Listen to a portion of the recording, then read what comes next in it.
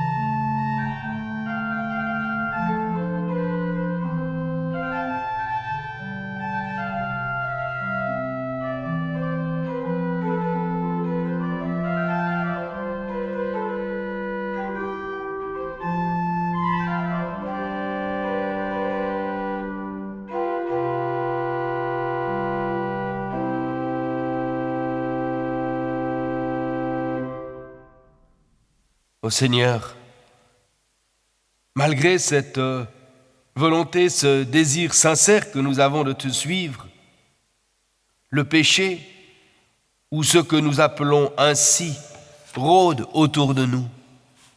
Nous le sentons bien. Il est à notre porte et souvent nous le laissons entrer en nous. C'est une réalité incontournable de notre vie. Et constamment, insidieusement, le péché cherche à entrer en nous, à nous déposséder, à nous priver de cette liberté que tu veux nous offrir. Dans les grandes choses ou les petites choses de la vie, on le voit. La jalousie, la peur, le rejet du prochain, le refus des frères et sœurs nous menacent tous. Alors Seigneur, nous te le demandons, en ces temps troublés, aide-nous à ne pas nous laisser dominer par nos égoïsmes ou nos peurs. Le péché est bien malin.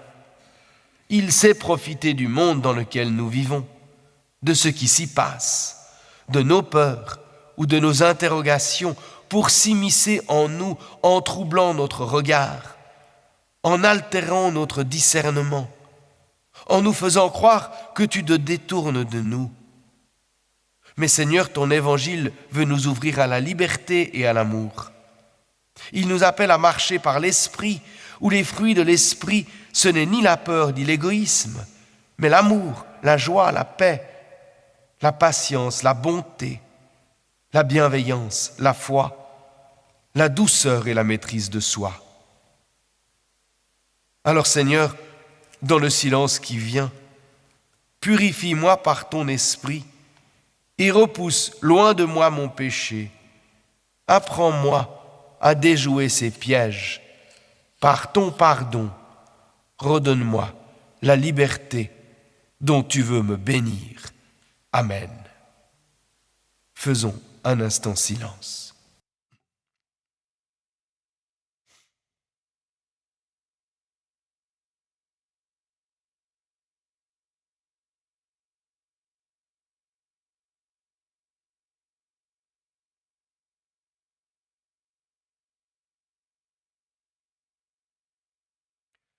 À celui qui a soif, dit Dieu, je donnerai de l'eau de la source de vie et je la donnerai gratuitement.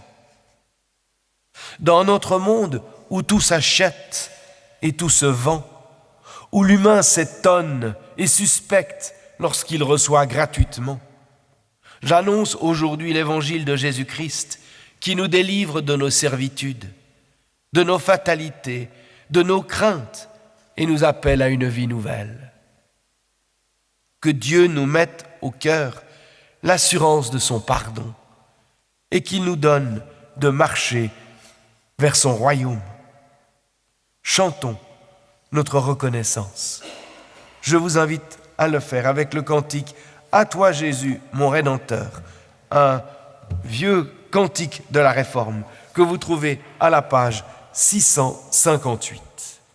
À toi Jésus, mon Rédempteur, je chanterai de tout mon cœur dans ma reconnaissance. Tu m'as sauvé par ton amour, je veux te consacrer mes jours et vivre ta présence. Seigneur, Sauveur, tu dois être le vrai maître de ma vie. En toi seul je me confie. Ô Christ, étoile du matin, tu brilles d'un éclat divin dans un monde en détresse. Mon esprit s'ouvre à ta clarté, je sais que dans ta vérité se trouve la sagesse. Seigneur, Sauveur, tout en elle se révèle, tout s'éclaire. Garde-moi dans ta lumière.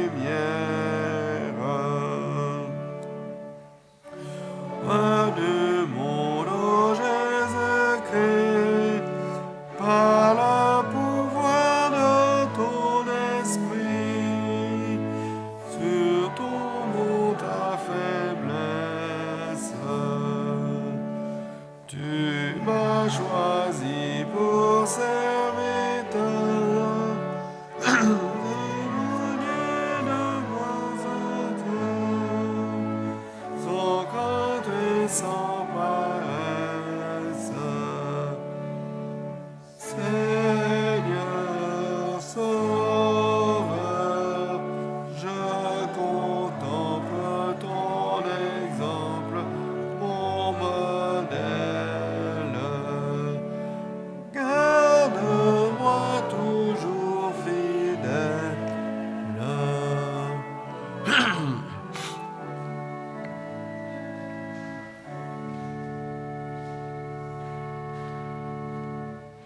Oh, nous prions Dieu avant de lire les Écritures, afin qu'elles deviennent pour nous paroles de vie. Père, tu n'ignores rien de nos réticences, ni de nos résistances devant ta parole. Tu sais combien nous esquivons lorsque ton évangile se fait précis, combien nous interprétons lorsqu'il nous interpelle trop, combien nous oublions lorsqu'il se fait dérangeant. Et pourtant nous revoici ce matin à l'écoute de ce que nous disent les Écritures. C'est pourquoi nous te prions que ton esprit nous accorde un cœur ouvert et une intelligence accueillante à ton évangile. Derrière les mots que nous entendons, donne-nous de discerner ta parole de vie, ta parole pour nos vies. Amen. Nous commençons par réentendre le célèbre passage de Caïn et Abel en Genèse 4. L'homme connut Ève, sa femme. Elle devint enceinte, enfanta Caïn et dit « J'ai procréé un homme avec le Seigneur. » Elle enfanta encore son frère Abel. Abel faisait paître les moutons, Caïn cultivait le sol. À la fin de la saison, Caïn apporta au Seigneur une offrande de fruits de la terre. Abel apporta lui aussi des prémices de ses bêtes et leur graisse. Le Seigneur tourna son regard vers Abel et son offrande. Mais il détourna son regard de Caïn et de son offrande. Caïn en fut très irrité, et son visage fut abattu. Le Seigneur dit à Caïn, « Pourquoi t'irrites-tu, et pourquoi ton visage est-il abattu? Tu agis bien, ne le relèveras-tu pas? Si tu n'agis pas bien, le péché tapit à ta porte de désir, mais toi, domine-le. » Caïn parla à son frère Abel, et lorsqu'ils furent au champ, Caïn attraqua son frère Abel et le tua. Le Seigneur dit à Caïn, « Où est ton frère Abel ?» « Je ne sais pas, répondit-il. Suis-je le gardien de mon frère ?»« Qu'as-tu fait ?» reprit-il. « La voix du sang de ton frère crie du sol vers moi. Tu es maintenant maudit du sol qui a ouvert la bouche pour recueillir de ta main le son de ton frère. Quand tu cultiveras le sol, il ne te donnera plus sa force. Tu seras errant et vagabond sur la terre. » Caïn dit au Seigneur, « Ma faute est trop lourde à porter. Si tu me chasses aujourd'hui de l'étendue de ce sol, je serai caché à ta face. Je serai errant et vagabond sur la terre, et quiconque me trouvera me tuera. » Le Seigneur lui dit, « Eh bien, si l'on tue Caïn, il sera vengé 7 fois. » Le Seigneur mit un signe sur Caïn pour que personne en le rencontrant ne le frappe.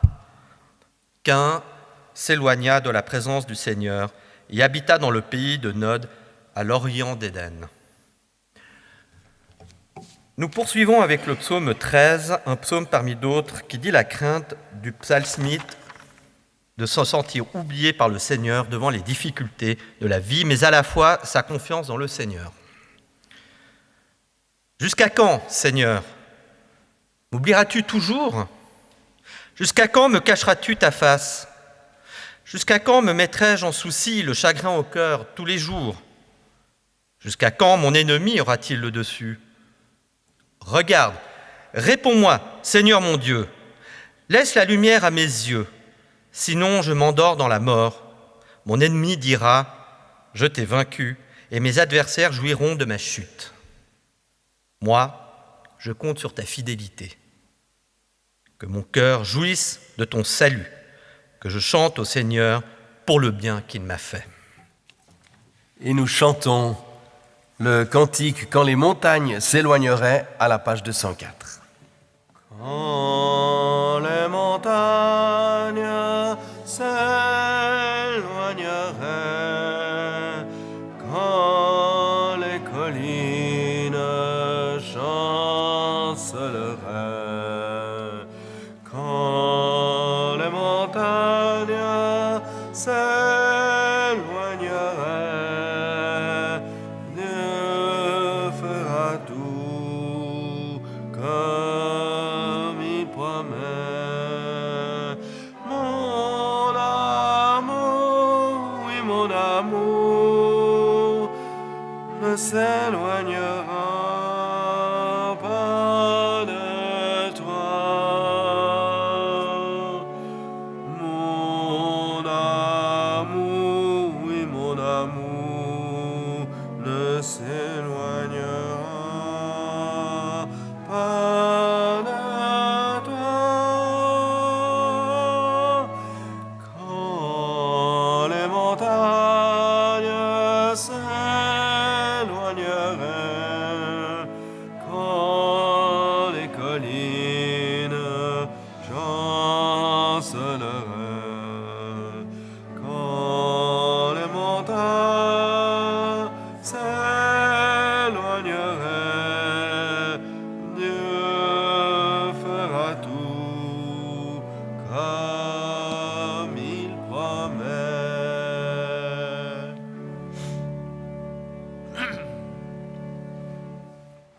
Caïn, depuis sa plus tendre enfance, a eu l'habitude d'être le premier, le chouchou de sa maman, celui qui est fort, celui que l'on regarde. Son frère Abel n'est pour lui que quantité négligeable. Et voilà qu'un jour, Caïn fait la difficile expérience de passer pour une fois en second. Il ne supporte pas et surtout ne comprend pas comment se fait-il que Dieu porte favorablement son regard sur l'offrande de son frère plutôt que sur la sienne. Il le vit comme une trahison, comme un abandon de Dieu. À l'image du psalmiste, il se sent oublié, mal aimé, délaissé. N'est-ce pas l'expérience qu'il nous arrive, nous aussi, de faire lorsque la vie nous conduit dans des chemins de traverse, où nous nous sentons abandonnés? On a alors l'impression que Dieu nous a oubliés, ou peut-être qu'il a d'autres choses à faire plus importantes que de s'occuper de nous. Mais reprenons cette histoire depuis le début. C'est l'histoire de deux frères que tout aurait dû rapprocher et qui pourtant vont être séparés, divisés, pour finir par être détruits par la violence.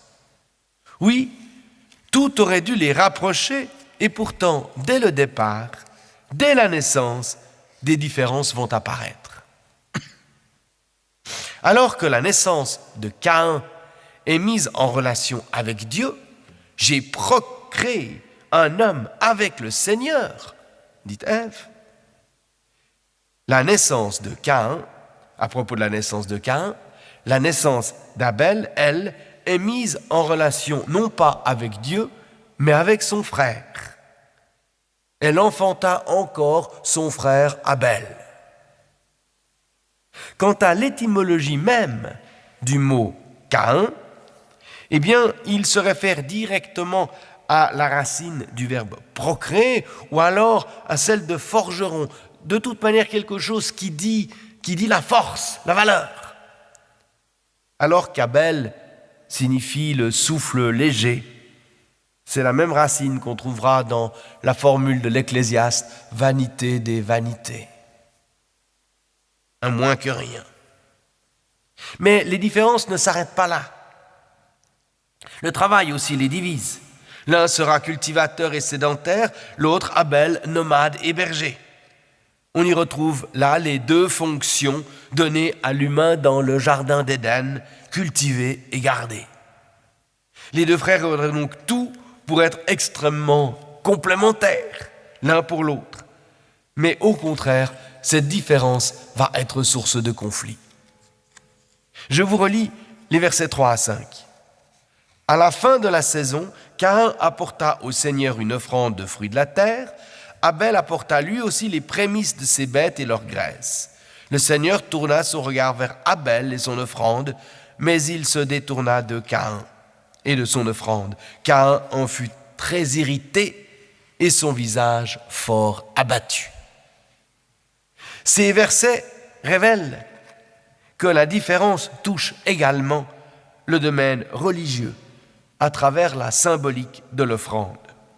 Alors que Abel offre ses prémices, ses premières bêtes, Caïn doit attendre la fin de la saison pour offrir ses plus belles récoltes. Le texte ne dit pas pour autant que Dieu préférait Abel à Caïn, ou qu'Abel apportait son offrande avec un cœur plus pur. Il nous dit simplement Dieu a tourné son regard vers Abel. Une manière de souligner peut-être que le travail de l'un a rapporté plus que celui de l'autre. Caïn a peut-être une maigre récolte alors que les troupeaux d'Abel prospèrent. Ce genre d'inégalité arrive tous les jours entre humains. Il y a ceux qui bossent comme des fous pour des notes médiocres à l'école et ceux qui doivent réviser à peine pour des notes excellentes. Il y a ceux qui ont un gros salaire et d'autres qui reçoivent pour le même nombre d'heures de travail à peine de quoi vivre. Il y a ceux qui ont une bonne santé alors que d'autres doivent affronter la maladie. On pourrait multiplier à l'infini ces exemples sans qu'on puisse forcément en donner une raison. Mais l'apparition de cette inégalité devient source de conflits, de jalousie et peut générer en famille des querelles, entre personnes de la violence, entre États, des guerres. On connaît tous, pour l'avoir personnellement expérimenté, ce genre de ressentiment et des situations pareilles. Pour Caïn, comme on le disait jusque-là, son frère n'était à ses yeux qu'un souffle inexistant, une sorte d'ajout inessentiel. Caïn, sûr de lui et de sa prédominance, découvre soudainement l'importance de son frère. Désormais, Abel cesse de n'être plus qu'un souffle vain, il devient comme le miroir dans lequel Caïn découvre à travers la réussite de son frère le signe de son propre échec. Et aussitôt Caïn va se sentir menacé et abandonné par Dieu.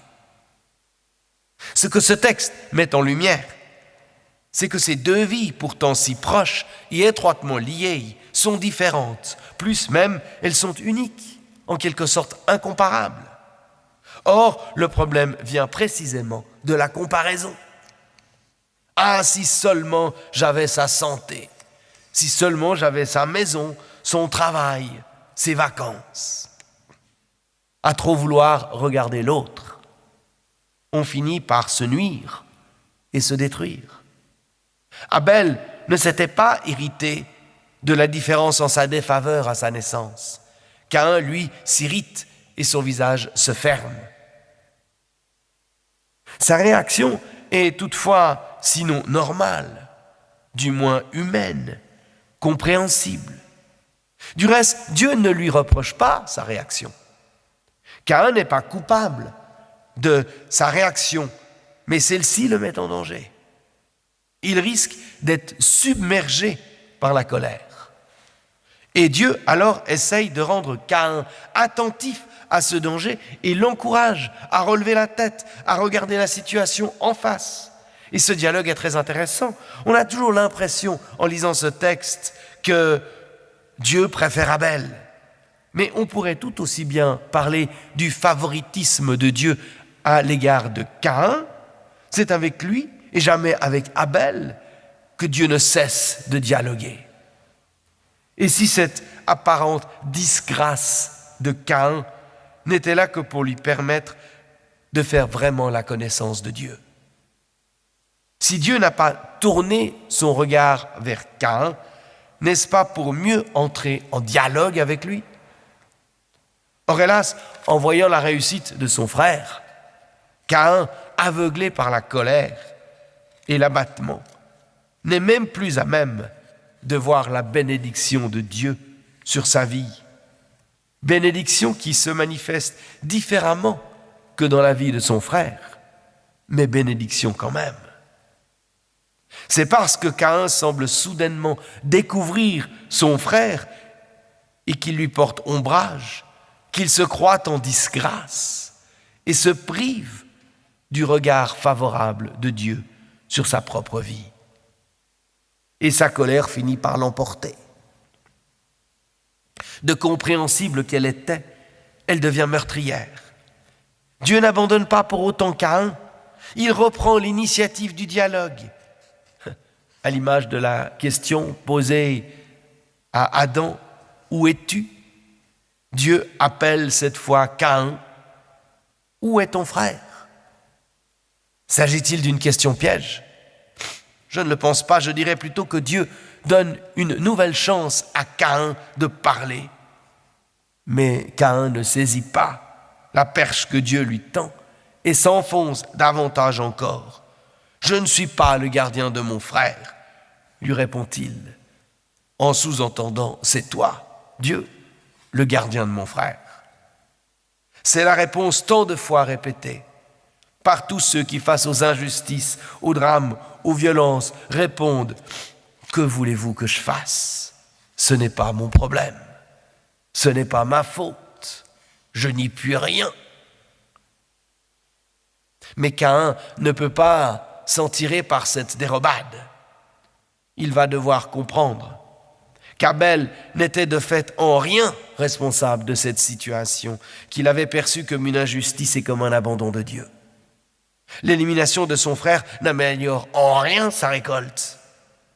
Et la colère a rendu Caïn aveugle. Il croit qu'en supprimant son frère, il allait supprimer l'inégalité et résoudre son problème. Il n'en est rien. Cela ne fait qu'empirer sa situation. Caïn mesure alors l'étendue de son drame. Il ne cherche pas d'excuses. Alors qu'il se gaussait d'être sédentaire face à son frère nomade, le voilà maintenant errant, ce qui est bien pire que nomade, errant et comme étranger à lui-même. Mais Dieu n'abandonne pas pour autant Caïn aux conséquences de la violence. Il met un signe à Caïn pour qu'il ne soit pas atteint par le tourbillon de la violence, de la vengeance. Désormais, le meurtre existe entre frères lorsqu'ils refusent d'accepter l'altérité d'autrui et qu'ils se laissent aveugler par la violence. Tout ceci est donc une histoire de regard. Comme le regard d'Ève sur le fruit défendu a été perverti subtilement par le serpent, ici, le regard de Caïn sur son frère est altéré. Le péché tapis à ta porte n'attendait que ça, que cette frustration légitime de Caïn pour l'envahir et changer son regard sur son frère, sur Dieu, et finir petit à petit par le déposséder de lui-même. Le fait que Caïn réagisse à l'apparence préférence de Dieu pour son frère ne pose pas de problème en tant que tel. C'est sinon légitime, du moins compréhensible. Le problème de l'origine des inégalités n'est du reste pas posé dans ce texte. C'est un donné avec lequel nous devons apprendre à vivre. Notre vie est unique, incomparable. Elle ne peut donc pas être comparée. Mais c'est à nous de savoir réagir lorsque nous sommes confrontés à ces situations d'injustice ou pour le moins que nous ressentons comme telles. Le Seigneur dit à Caïn, « Pourquoi t'irrites-tu? Et pourquoi ton visage est-il abattu? Si tu agis bien, ne le relèveras-tu pas? Si tu n'agis pas bien, le péché tapis à ta porte te désire, mais toi, domine-le. » Génial passage. Le problème ici est posé en termes de choix. Caïn a le choix de sa réponse. Il n'a pas le choix face à la situation, mais il a le choix de sa réponse. Il peut se dominer, chercher auprès de Dieu ou ailleurs à comprendre ce qui lui arrive, ou il peut se laisser envahir par le péché. Oui, pour moi, cette image du péché tapis à ma porte est parlante. Ce mal qui n'attend finalement qu'un signe de ma part pour me dévorer. Le mal existe, mais il ne peut pas grand-chose sans nous. Caïn avait le choix face à cette situation qui le perturbe et lui fait perdre ses repères. Il n'était pas programmé pour réagir forcément de cette manière. Ces sentiments d'injustice et de révolte qui montent en lui, encore une fois, il n'en est pas responsable, mais de se laisser envahir par la violence et le mal. De cela, il est responsable, il doit répondre devant Dieu. Ce texte fondamental de la Genèse ne nous dit pas qu'il faut tout accepter sans broncher. Ce n'est pas l'apologie du statu quo. Jésus lui-même, par son attitude, n'a cessé du reste de se révolter contre les injustices pour améliorer la situation. Et il est de notre devoir de chrétiens, à la suite du Christ, d'œuvrer dès ici-bas pour faire avancer le royaume de Dieu. Il est même des situations où la violence peut être légitime. C'est le délicat problème du droit de résistance, lorsqu'on est, par exemple, en temps de guerre ou face à un régime inique. Mais ce que ce texte nous dit de magnifique, c'est que si effectivement nous ne sommes pas toujours responsables de ce qui nous arrive, car il y a des contingences, des conditionnements sociaux, culturels, familiaux, psychologiques, biologiques, et que de ce fait, nous ne sommes pas toujours libres face à certaines situations de vie. Nous sommes en revanche toujours libres et responsables de nos réactions. Le péché n'attend qu'un signe de notre part pour entrer en nous et pervertir notre regard en désignant très vite un responsable, un coupable ou en accusant Dieu de nous abandonner. Ancestrale théorie du bouc émissaire. Et pourtant, depuis des siècles, depuis Caïn, nous devrions avoir compris que ce n'est pas en supprimant le bouc émissaire que l'on éradique les injustices, qu'on se rapproche de Dieu ou que l'on résout nos problèmes. Je suis parfois étonné d'entendre certaines personnes de conditions modestes s'emporter par exemple contre la population étrangère, les réfugiés, sous prétexte que l'on ferait mieux de s'occuper des pauvres et des vieux de chez nous. Ceux qui n'arrivent pas à boucler leur fin de mois avec leur maigre AVS. Et s'il est juste de dénoncer des situations de précarité dont peuvent être victimes des personnes âgées qui ont trimé dur toute leur vie durant, ce n'est pourtant pas en privant d'aide les réfugiés qui sont tout autant dans le besoin qu'on améliorera le sort de ces personnes âgées.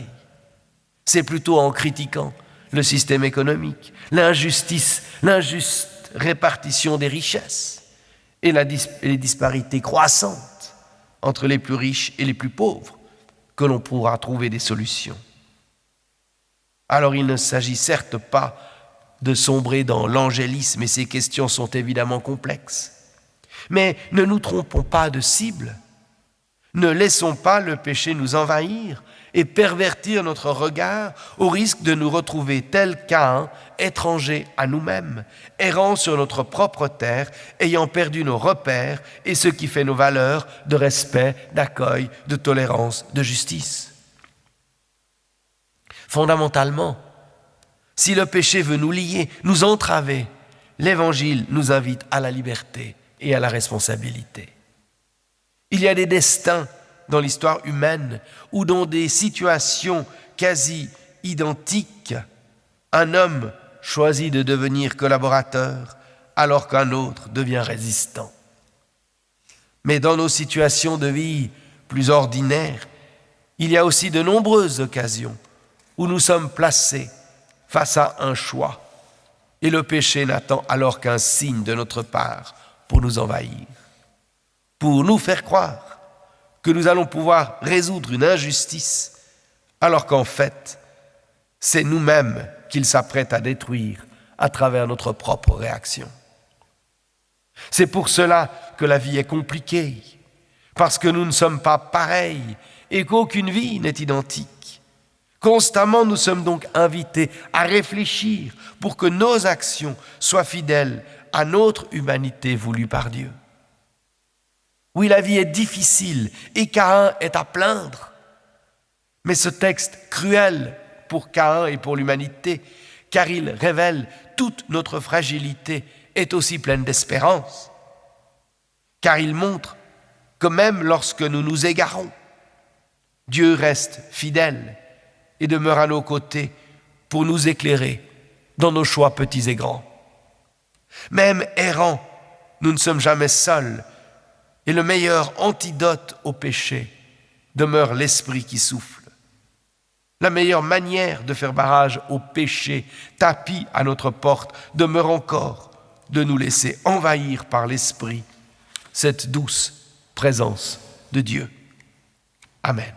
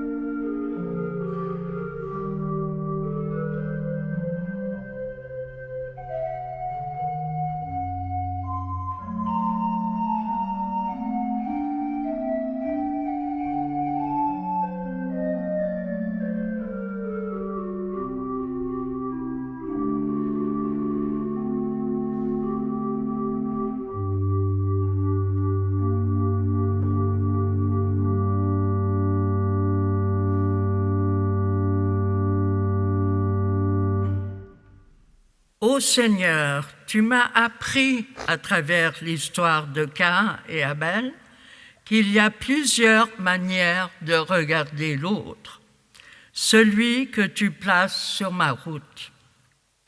Je peux le voir comme celui qui me menace, me dérange, me fait peur, que je jalouse, ou alors il peut devenir un frère, une sœur, source de bénédiction.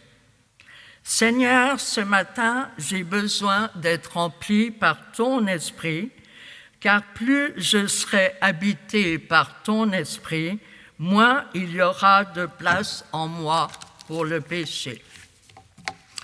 Alors je te le demande, descends en moi, habite-moi, remplis ma vie, que ton esprit descende dans mes pensées, que ton esprit préside à mes décisions, que ton esprit descende dans mon corps et nourrisse mes actions, que ton esprit chasse loin de moi mes pensées de jalousie ou de peur, que ton esprit m'aide à devenir source de bénédiction pour les autres. Amen. Alors Seigneur, oui, ce matin j'aimerais te prier pour ceux qui me sont proches. Donne-moi de les voir comme des frères et sœurs à aimer et non comme des obstacles ou des menaces. Donne-moi d'être porteur pour eux de ton esprit. Fais de moi une source de bénédiction pour les membres de ma famille, pour mes collègues de travail, pour les personnes que je croise dans la rue, pour l'étranger qui cherche son chemin, pour celle ou celui qui est juste là, à côté de moi, et que je ne vois pas ou que je ne connais pas. Devant les difficultés du monde, les guerres tellement absurdes et si violentes, ces violences qui nous dépassent et nous inquiètent, devant parfois tant de souffrances, nous nous sentons démunis. Alors Seigneur,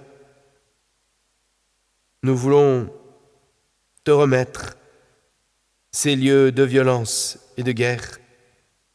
Suscite partout et encore des artisans de paix. Et donne-nous de devenir les uns pour les autres des sources de bénédiction, en commençant par porter dans notre prière notre voisin, notre voisine de banc, ici dans ce temple. Oui Seigneur, que ton esprit nous habite.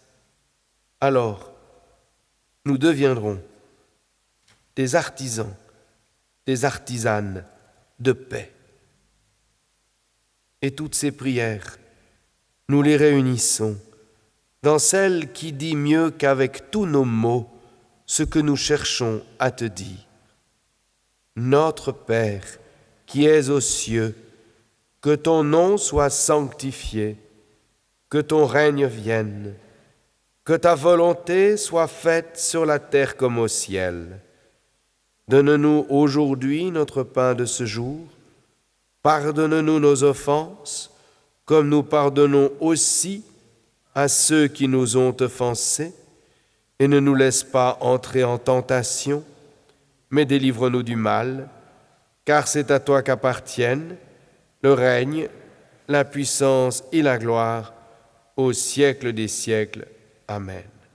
Voilà quelques annonces au terme de ce culte pour vous dire que vous êtes évidemment toutes et tous attendus et invités à l'après-culte qui sera servi dans la grande salle paroissiale qui est juste à droite en sortant.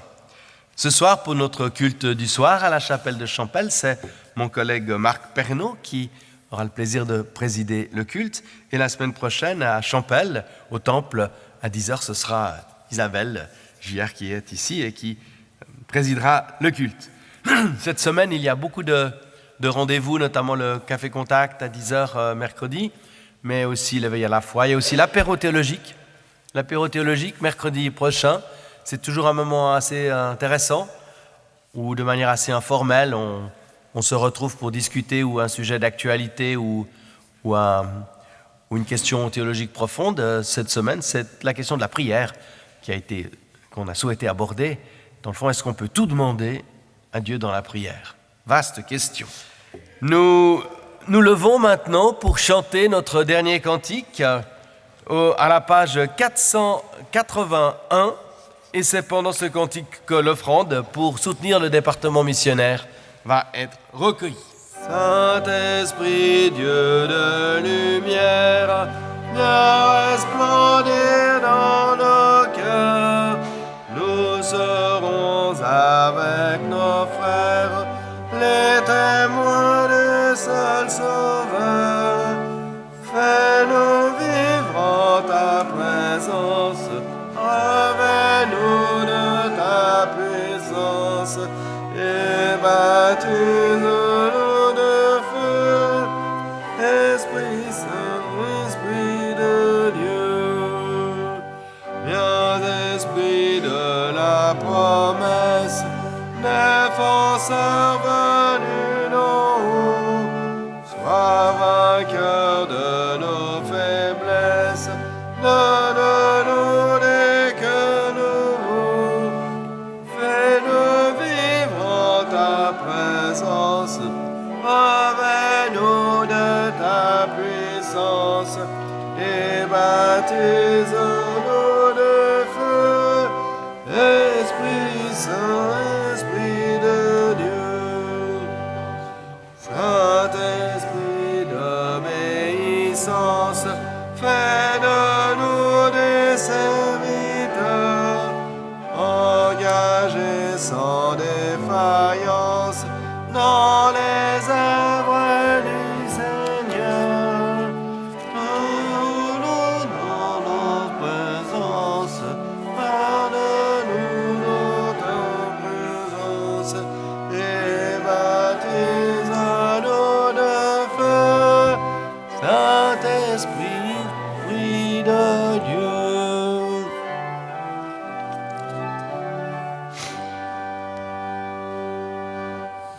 Ô Seigneur, je te rends grâce pour ta délicatesse, pour ton amour sans tapage. Tu es toujours présent sans être pesant. Je te rends grâce pour tous tes bienfaits que tu dispenses dans ta tendresse discrète. Je te rends grâce pour les choses simples de la vie, la rosée du matin et la paix du soir, la lumière et le silence, l'eau et le pain de la route, le sourire et la main tendue. Je te rends grâce à toi qui as tout offert gratuitement, à toi qui t'es donné, livré sans condition. Je te rends grâce pour le souffle qui m'anime. Il me serait difficile de vivre sans respirer. Qu'ainsi ta grâce soit ma respiration quotidienne et mon allant vers toi et vers les autres. Amen. Et que tes bénédictions, Seigneur, telle la rosée du matin, descendent sur nous, qu'elles nous rafraîchissent, qu'elles nous renouvellent, qu'elles fortifient notre foi, qu'elles fertilisent en nous ces graines que jour après jour tu sèmes au creux de notre vie. Oui, que l'amour de Dieu le Père, la grâce de Jésus-Christ notre Seigneur et la communion du Saint-Esprit nous gardent dans sa paix. Amen.